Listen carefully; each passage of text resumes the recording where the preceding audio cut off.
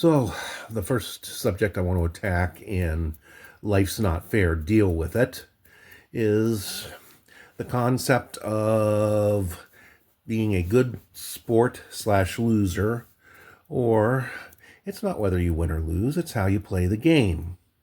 Uh-oh. There's a teaching out there, and I've seen it across four companies from levels of management from multi-state district manager to hourly management that preaches a philosophy espoused by the famous coach of the Green Bay Packers, Vince Lombardi. And he had two quotes that were often repeated back at me. Number one, winning isn't everything, it's the only thing. And number two, show me a good loser, and I'll show you a loser. And I always thought that these two statements taken together would create a lifestyle and an environment that would be isolated, disconnected, barren, lonely, dehumanizing, and depersonalizing. So I decided that I was going to totally ignore them and not live by them.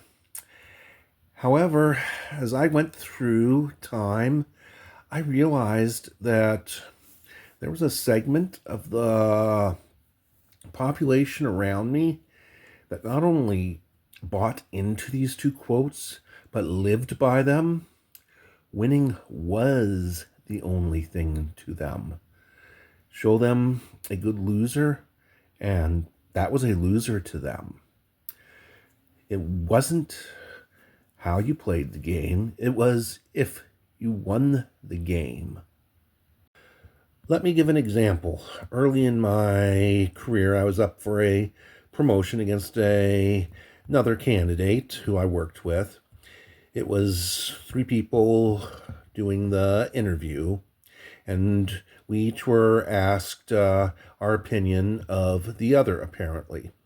I built my opponent up saying how much I wanted to work with him and continue to learn from his positive abilities. He apparently tore me down quite well.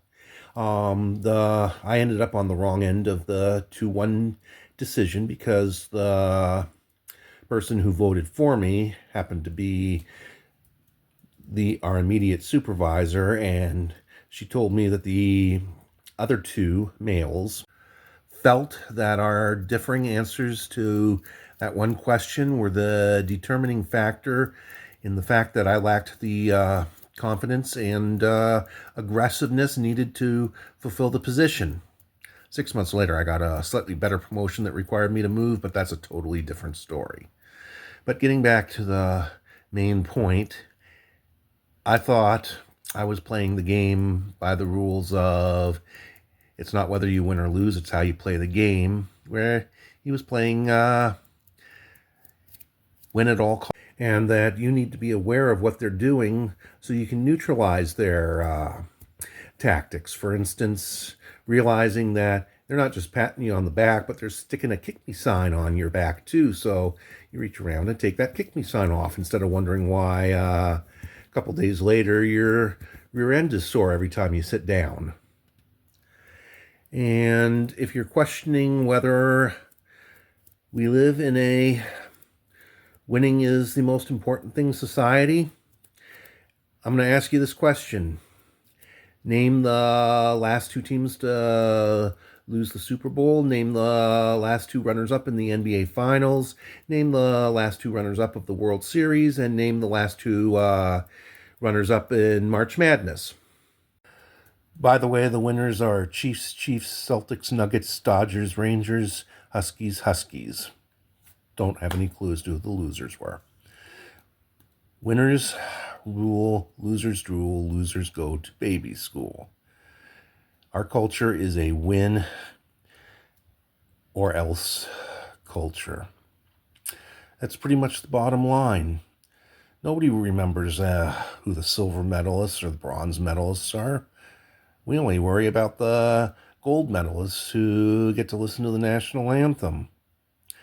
And it's that way all throughout the culture.